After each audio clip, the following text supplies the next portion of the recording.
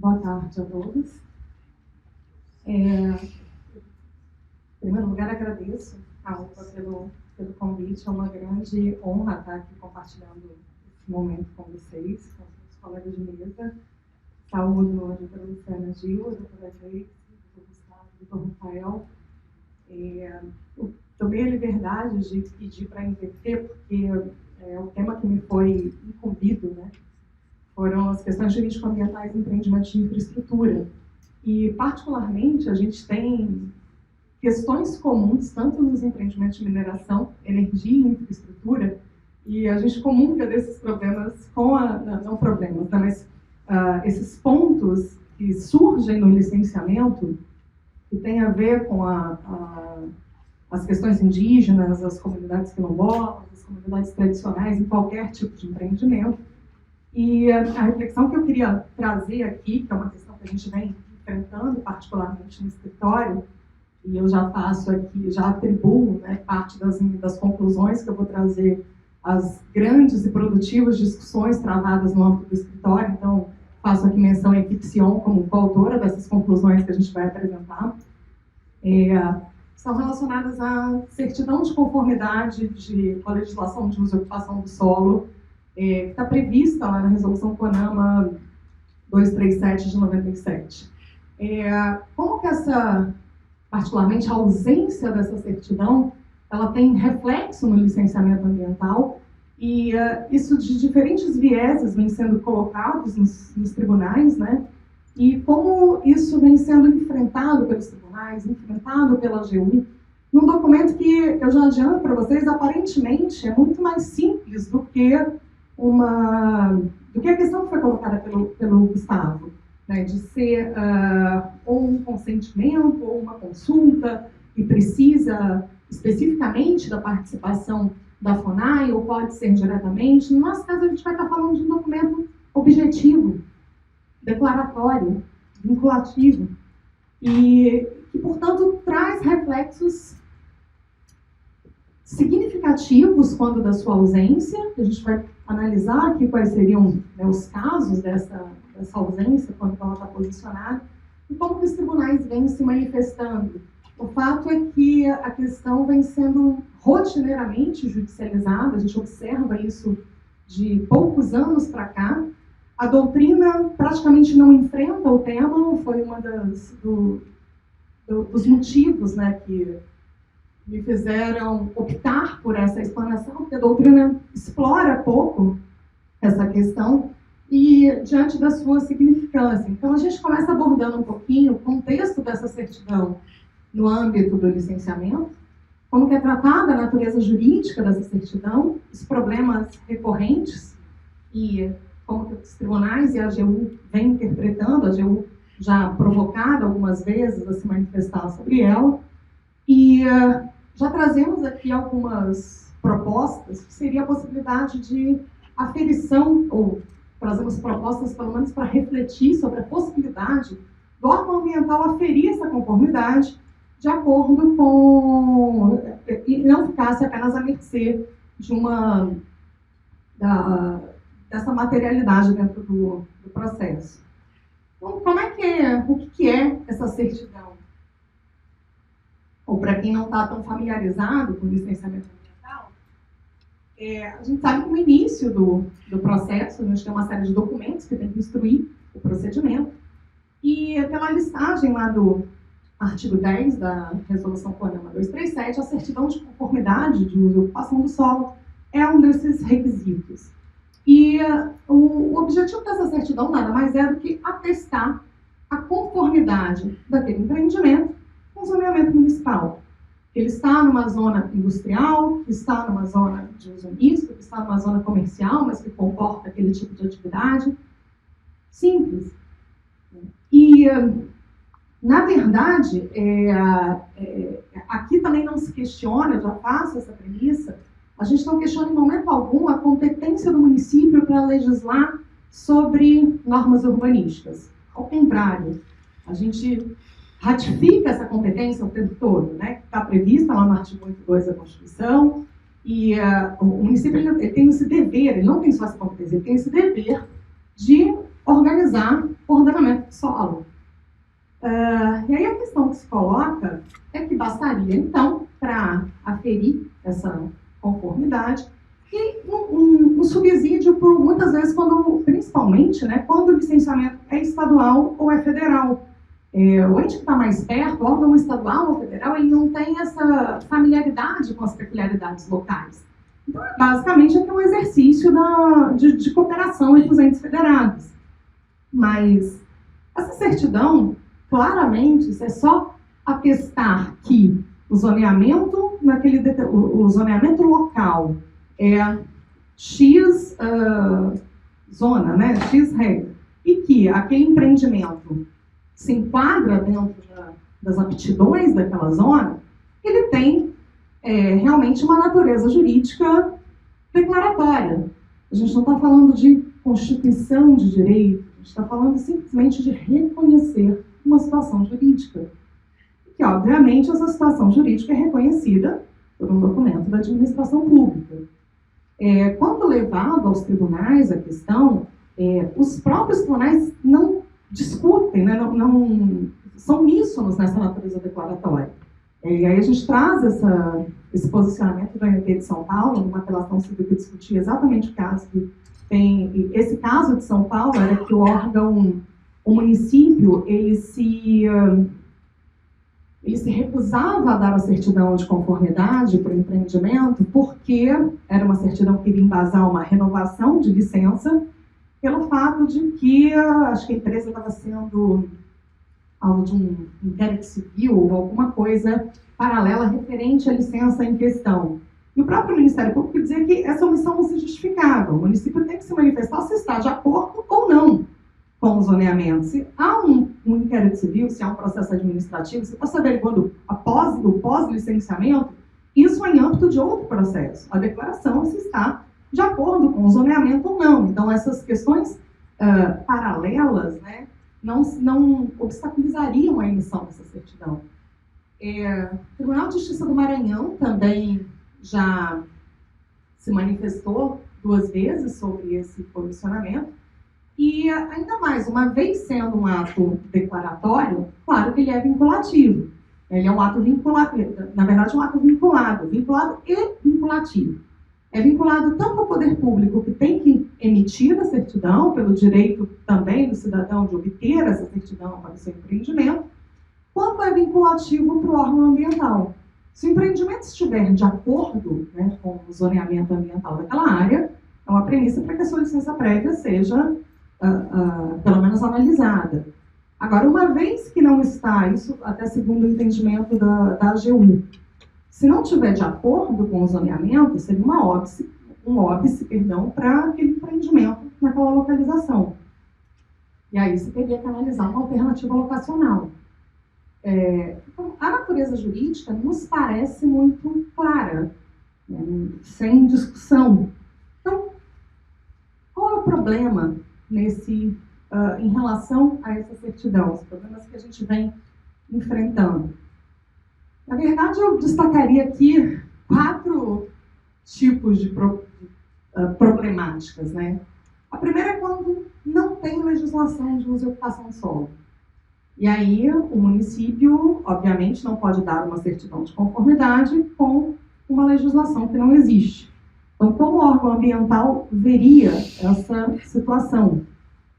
O segundo caso, que também é muito comum, é quando o município condiciona a emissão dessa certidão ou a algum estudo específico a ser realizado pelo empreendedor em relação ao licenciamento, ou alguma medida compensatória ou mitigatória em relação ao empreendimento. O terceiro caso é quando a gente tem uma inadequação, é vislumbrada uma inadequação do zoneamento, mas decorrente de alguma legislação municipal. E aí, nesses casos, a gente questiona, o que é questionado é muitas vezes a constitucionalidade dessa legislação municipal, se ela poderia tratar daquele tema, e a gente passa por uma discussão de constitucionalidade. E ainda, no caso de omissão pelo município, em tempo razoável, em emitir a certidão, quando simplesmente provocado o município não se omite e não dá um posicionamento. Eu acrescentaria aqui ainda Uma quinta problemática, e particularmente quem é aqui do Rio já deve ter vivenciado isso. Quando a prefeitura emite uma certidão que não é, eu diria assim, completamente declaratória da conformidade do empreendimento. Particularmente a prefeitura do Rio tinha essa situação. Né? A prefeitura do Rio ela tem um sistema de geoprocessamento muito interessante, que basicamente você digita os dados do empreendimento e ela sai lá um mapinha com uma, não propriamente uma certidãozinha, mas sai uma certidão, mas sai uma declaração dizendo que o seu empreendimento, inclusive com mapinha, está localizado num lugar tal, que o zoneamento que se aplica ali é tal, conforme a disposição da lei tal. E o órgão ambiental estadual não aceitava essa certidão por ela não conter expressamente que aquele empreendimento estava de acordo com as normas de uso e ocupação do solo. Então era uma coisa meramente teratológica, e a gente tinha um problema nos empreendimentos, porque a prefeitura também, a gente chegava lá, a prefeitura dizia, é para o INEA, né? O INEA sabe que a gente não dá essa certidão, e ficava quase que um mandado de segurança para conseguir uma certidão, ou então uma ação declaratória para poder reconhecer que a certidão no município era, sim, de fato, estava apta a sanar aquela irregularidade, aquela exigência do licenciamento. Mas, enfim, como essa questão é mais pontual, eu não vou me debruçar por ela. Vamos para o nosso primeiro caso, quando eu não tenho uma legislação de uso e ocupação do solo e o município simplesmente emite uma certidão ou uma declaração dizendo que não tem essa certidão. Bom, do ponto de vista jurídico, né, e da advocacia privada, pelo menos a mim parece muito simples chegar a uma conclusão que, se eu não tenho uma lei que restringe, logo me é permitido. Se eu não tenho uma disciplina de regramento, o uso que eu pretendo não é incompatível com o que não existe. No entanto, no procedimento de licenciamento ambiental, essa conclusão não é muito clara. E aí, recentemente, o IBAMA foi instado a se posicionar se uma certidão de inexistência de legislação de usurpação do solo emitida pelo município equivaleria a uma certidão positiva em relação à adequação daquele empreendimento. E a gente tem o parecer 107 de 2017, onde se reconhece, né, pela AGU, que caso o município declare não possuir a legislação regular de uso e ocupação do solo, o IBAMA pode, sim, conferir esse efeito de certidão positiva, né, para esse tipo de manifestação. Nesse caso, a AGU ela atribui esse efeito apenas à certidão emitida pela prefeitura. Mas a gente tem casos que eu poderia colocar aqui por analogia, se fosse uma certidão da Câmara de Vereadores. Esse posicionamento a gente não tem claramente ainda, apenas em relação à certidão do município. Um outro caso é quando eu tenho o condicionamento pelo município, como a gente já falou, de que sejam realizados estudos técnicos específicos em relação aos impactos do empreendimento no seu território, ou medidas compensatórias já sejam consignadas, né, para a emissão da certidão, medidas compensatórias em relação ao empreendimento. A mim também parece uma situação um pouco mais clara de enfrentar, com base no artigo 1º, inciso 2, da Resolução CONAMA 237, de 97, e no artigo 13 da Lei Complementar 140. Por quê? Porque o próprio artigo 13 já disciplina que o licenciamento ele é feito num único ente federativo, o que não cerceia a participação dos demais entes, que não aquele licenciador.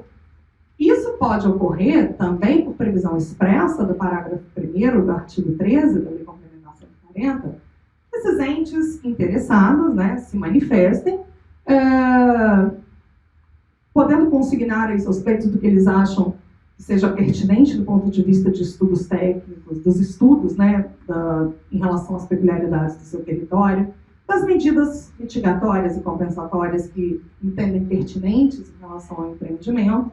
sempre de maneira não vinculante. E até pelo conceito da própria licença ambiental, de que é o órgão licenciador que estabelece essas medidas mitigatórias e compensatórias. De que é o órgão licenciador quem delineia quais são os estudos que serão feitos no âmbito do licenciamento. No entanto, ainda assim, na prática, a gente, ou pelo menos não é difícil encontrar situações reais em que o município condiciona essas certidões, a emissão dessas certidões. A gente também tem alguns precedentes no Tribunal de Justiça de Minas Gerais, em que o TJMG já se manifestou de que essa certidão, que não cabe ao município exigir, né, a realização de qualquer tipo de estudo ambiental, porque isso seria entendido como uma superposição de competência ao licenciamento. O Eduardo Binha até usa uma expressão que eu particularmente sou muito simpática, né? Na verdade, desculpa, não, essa expressão não é do Binha, é do senhor, que é um licenciamento pela via transversa, né? Do município acabar sendo o ente licenciador e através do condicionamento de estudos para a emissão da certidão. Também o TJ de Minas já se manifestou pela impossibilidade de condicionamento, né, de imposição de medidas compensatórias para a emissão da certidão. De qualquer forma, eu tenho que fazer aqui algumas ressalvas nesse caso. Numa recente decisão do STF, da ministra Carmen Lúcia, onde ela entendeu pela possibilidade do município consignar a exigência de estudos específicos para a emissão da certidão, mas nesse caso o município tinha uma legislação somente para tratar da certidão de usurpação de solo. E aí é uma situação, até já foi colocado aqui mais cedo pelo BES, de que o país faz jurisprudência com uma decisão, né? Então, já faço a ressalva dessa decisão, que ela tem todo um contexto onde o município tinha uma legislação específica que disciplinava a emissão da certidão de usurpação de solo. E aí, ainda que se conteste isso, e não é o nosso objeto nesse caso, se reconheceu pela pertinência com base neste fundamento, tendo como um dos fundamentos essa questão de base, que é a exigência de legislação municipal. Um outro caso, que a gente tinha também uma legislação uma legislação municipal que fazia a restrição, e que foi um caso que ficou muito conhecido, foi do Porto de Santos, para ampliação de em uma das áreas do porto, tinha uma lei municipal que restringia o transporte de granel sólido numa determinada área do porto. Quer dizer, do município. E essa área era uma área que tinha uma parte do porto ali inserida. E, embora isso não esteja diretamente relacionado com a certidão de usurpação do solo, a gente está falando de um típico caso onde, por peculiaridade da legislação municipal, a gente tem a inviabilização de um empreendimento, porque, obviamente, que essa questão vai impactar diretamente na emissão da certidão de ocupação de uso do solo.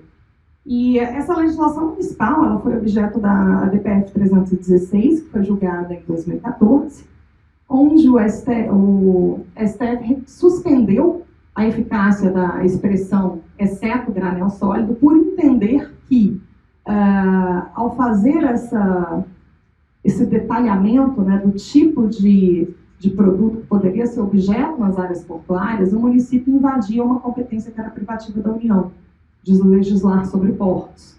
Então, quando a gente tem essa situação das peculiaridades da legislação municipal, a questão, pelo menos do meu ponto de vista, tem que ser analisada dentro de um contexto até de competência para licenciar, de competência legislativa, se o tema que foi objeto daquela legislação é afeto ao ente, né, ao município, e por isso essas duas decisões aparentemente antagônicas, uma reconhecendo pela possibilidade da legislação municipal e a outra entendendo, né, que o município extrapolou uma competência que era uma competência privativa da União, de legislar sobre as áreas portuárias. E, bom, quando a gente tem, né, o quarto caso, quando o município simplesmente se omite, ele é instado a se manifestar e não se manifesta, não emite essa certidão nem positiva e nem negativa. A primeira pergunta que a gente colocaria aqui é se os empreendimentos de infraestrutura, dado aí a que a gente poderia dizer de um maior interesse nesses empreendimentos, de um interesse nacional, estariam sucumbidos a teria necessidade dessa certidão municipal. Num parecer 06 de 2015 da AGU, essa questão foi levada à análise, eram empreendimentos de rodovia, se não me engano, duplicação ou construção de rodovia, e a própria AGU diz que, ainda que se tratando de empreendimentos de infraestrutura, seria sim necessária a certidão de desocupação do solo do município, senão afastaria essa necessidade. Então, diante desse caso nas estradas, a gente também poderia interpretar para todos os demais empreendimentos de infraestrutura, né? Energia, de transmissão, a própria mineração. No entanto, e aí a própria AGU também aqui já fala expressamente pela vinculação do documento. Se é uma certidão que permite aquele tipo de empreendimento naquele local, perfeitamente possível, se não permite o empreendimento, tem que avaliar uma viabilidade locacional. No entanto, diante de uma omissão, o empreendedor, né, e aí vamos até tratar de empreendedor infraestrutura, poderia dar continuidade ao licenciamento? A gente tem precedentes do TRF3 dizendo que não, no caso de omissão, ela tem que ser sanada pela via judicial. Então, a omissão, necessariamente, seja pelo precedente da AGU, seja pelos precedentes do TRF3, a omissão necessariamente levaria à busca, né, pela tutela judicial. Os casos que a gente tem visto, né, dos precedentes judiciais, é que, uma vez levado, né, ao judiciário, o judiciário sempre tem entendido pela duração razoável do processo e mandando o município se manifestar positivo ou negativamente, mas o que a gente analisa aqui é se necessariamente não teria outra via, né, que não fosse a via alternativa. Então, só para ilustrar, né, antes de ir para a via alternativa, a gente tem algum precedente do TJ do Maranhão, né, entendendo que a demora injustificada da administração pública é uma ofensa aos direitos constitucionais e, por isso, já estou caminhando para o fim.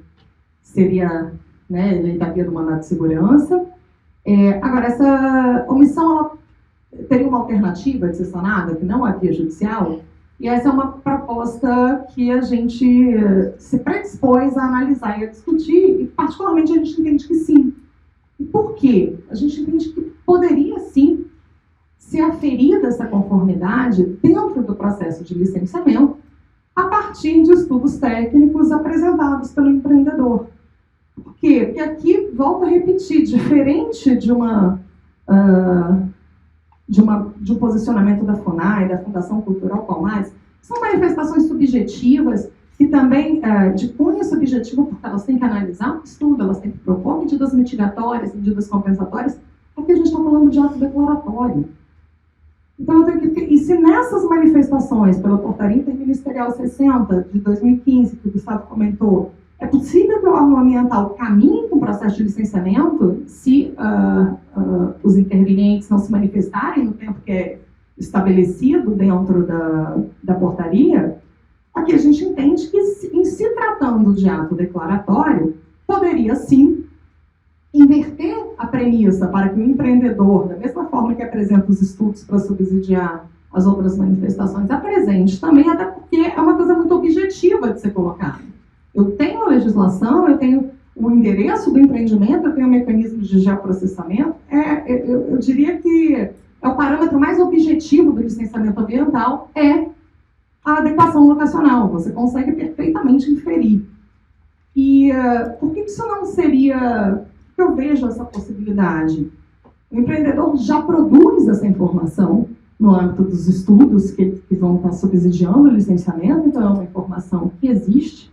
A objetividade dessa informação e, mais ainda, a gente tem mecanismos de, se não evitar, coibir, ou ainda que se pense, né, da pior das hipóteses, de informação falsa ou alguma coisa nesse sentido, que é muito difícil porque é uma informação muito objetiva. A gente tem os mecanismos administrativos, né, como infração administrativa, como crime ambiental, e ainda a hipótese de suspensão, cancelamento ou modificação da licença ambiental quando você configura que uma informação relevante foi usada para subsidiar a emissão da licença.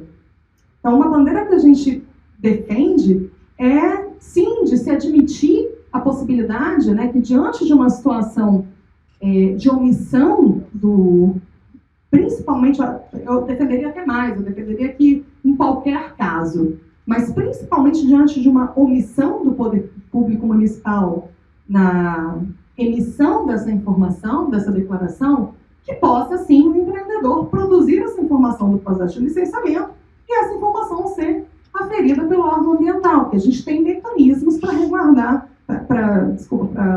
primeiro para conseguir estar trabalhando com essa presunção de legalidade do empreendimento, premissas para fazer resguardar essa certidão.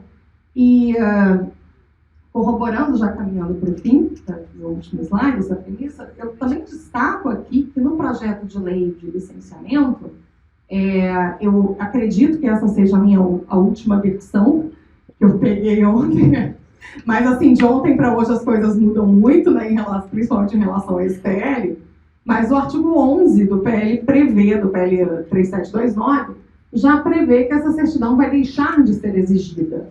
É claro que a gente não sabe se vai passar ou se não vai, como é que isso vai acontecer e quando esse projeto vai ser analisado, mas de antemão, assim, até para se evitar a judicialização dos processos, o Lagador Gessé falou aqui hoje de manhã da quantidade de processos judiciais que a gente tem estado em relação, e o licenciamento é um dos campeões, né, quando a gente fala de processo judicial ambiental. Então, acho que essa premissa evitaria a questão do óbvio em relação à certidão de desocupação do solo. Era isso, obrigada.